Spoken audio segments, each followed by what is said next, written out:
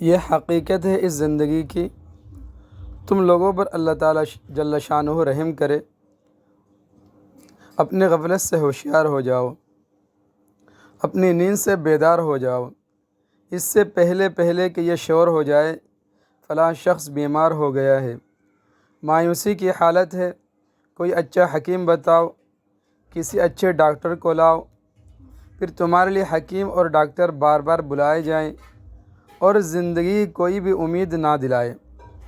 پھر یہ آواز آنے لگے کہ اس نے وصیتیں شروع کر دی،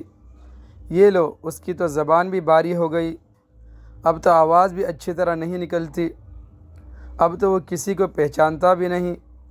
لمبے لمبے سانس بھی آنے لگے، کرہ بھی بڑھ گئی، پلکیں بھی جھکنے لگی،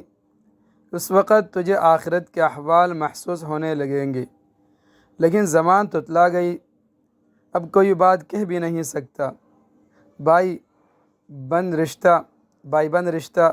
دار کھڑے رو رہے ہیں، کہیں بیٹا سامنے آتا ہے، بیوی سامنے آتی ہے، مگر زبان کچھ نہیں بولتی، اتنے میں بدن کے اجزاء سے روح نکلنا شروع ہو جاتی ہے اور آخر وہ تو نکل کر آسمان پر چلی جاتی ہے۔ عزیز و اقارب جلدی دفنانے کی تیاری شروع کر دیتے ہیں، عیادت کرنے والے رو دھو کر چپ ہو جاتے ہیں، دشمن خوشیاں مناتے ہیں، عزیز رشتہ دار مال بانٹنے میں لگ جاتے ہیں اور مرنے والا اپنے اعمال میں پس جاتا ہے۔